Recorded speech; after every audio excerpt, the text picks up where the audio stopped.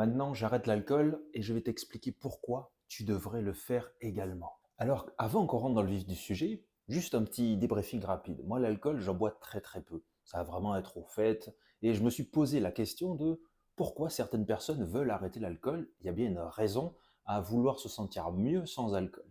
Parce que, en général, c'est pour le festoiement, pour s'amuser. Je vis à Bordeaux, donc tu te doutes bien que le vin, ça y va, la bière, ça y va. Pourquoi alors? Pourquoi arrêter? Et on va parler d'une étude là-dedans qui va peut-être te faire changer d'avis sur l'alcool. Effectivement, l'alcool, j'en ai jamais vraiment consommé à part à certains moments quand j'étais un peu plus jeune. Là, je suis tombé en faisant mes recherches sur un article de Santé publique France qui date de 2019 et qui titre en tout cas, quels sont les risques de la consommation d'alcool pour la santé. Je vais te lire quelques petites bouts pour que tu comprennes l'intensité et on va en parler après un peu. L'alcool, produit psychoactif, a des effets immédiats qui dépendent surtout de l'alcoolémie, mais également des effets à long terme, même en cas de faible consommation. Et là, mon esprit a déjà tilté. Pourquoi? Parce que la faible consommation, on se dit tout ça. Je bois de temps en temps un verre d'alcool, ça fait pas de mal. Et on va voir que malheureusement si. Dans cet article, et je te laisserai le lien, on te parle aussi du contenu d'un verre standard d'alcool pur finalement, avec des ballons de vin à 12 degrés, des verres de pastis à 45 degrés, etc. On te dit à chaque fois que chaque verre d'alcool, en fonction de la capacité, a 10 grammes d'alcool pur dans chaque verre. On te parle aussi des conséquences directes et à court terme qui dépendent du taux d'alcoolémie. Parce qu'on peut le classer en trois étapes avec des doses faibles, des doses plus fortes et des doses très fortes. Les doses faibles, on l'a peut-être tous connu, c'est avec des sensations de détente, d'euphorie, d'inhibition. Doses plus fortes avec de l'ivresse et de l'élocution qui est un petit peu troublée quand on parle un peu moins bien. Et les très fortes doses, j'espère que tu ne l'as pas connu. Moi personnellement, je ne l'ai pas connu. Ça va être des comas éthyliques qui peuvent provoquer la mort et qui nécessitent aussi parfois des hospitalisations en urgence.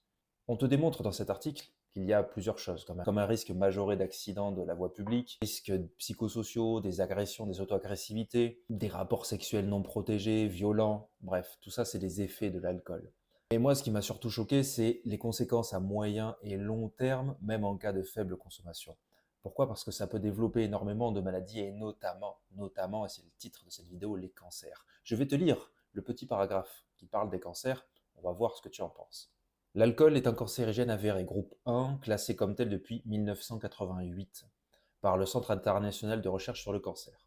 Le risque de développer certains cancers augmente à partir d'un verre d'alcool quotidien, quel que soit l'alcool consommé, qu'il s'agisse de vin, de bière ou d'alcool fort. Ainsi, 19% des cancers imputables à l'alcool se développent chez des hommes buvant moins de 40 grammes d'alcool par jour et des femmes consommant moins de 20 grammes d'alcool par jour. Donc, moi, ce que je lis tout à l'heure, hein, un verre d'alcool, c'est 10 grammes. Tu bois deux verres, voilà, pour une femme.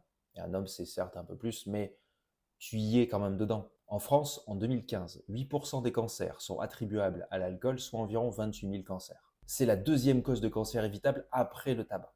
Cela représente environ 28 000 cancers attribuables à l'alcool en France sur les 352 000 nouveaux cas de cancer atteignant les adultes de plus de 30 ans annuellement.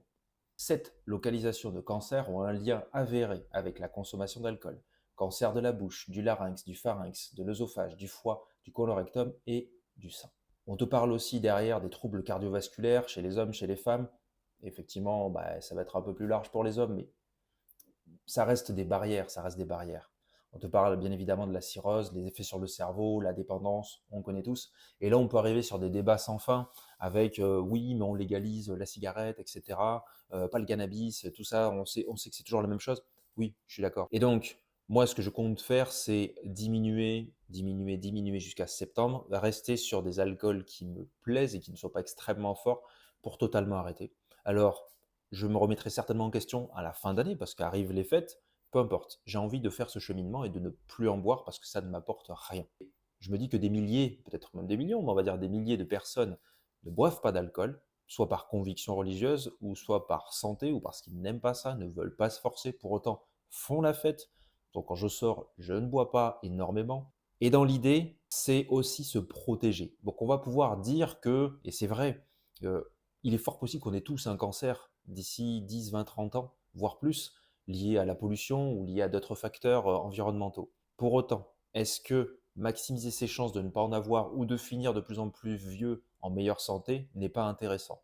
C'est le postulat que moi j'admets pour ma propre personne. Ça ne regarde absolument que moi ni mon entourage. Dans l'idée, moi je me dis que ça peut créer de la dépendance, alors j'en suis très loin, mais ça peut créer des maladies et aussi, on va en parler, freine la perte de poids. En gros, c'est même si on a fait une activité physique intense qui va donc déstocker, déstocker le gras, c'est ouvrir tes cellules graisseuses pour vider ce qu'il y a à l'intérieur, mais ces cellules graisseuses sont toujours là. Eh bien, le fait d'absorber de l'alcool va inhiber la perte de poids et donc les facteurs de lipolyse. Pendant, il me semble, 24 à 48 heures, ça sera à vérifier. Et tout ça accumulé, je me dis que est-ce que ça mérite vraiment la chose? Alors oui, on peut sortir, boire des cocktails, et cetera. Le goût est très, très bon, ça existe, c'est bien, il y en a qui en boivent pendant des années. Et pourquoi pas nous? Pourquoi pas nous?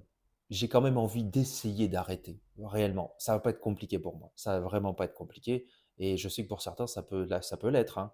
Je vis dans une région, concrètement, il y a beaucoup d'alcool. Voilà, c'est pas le nord, hein, mais il y a beaucoup d'alcool et même voilà, je suis pas très, très loin enfin, c'est une ville étudiante, Bordeaux. Donc, on boit beaucoup, on s'amuse beaucoup.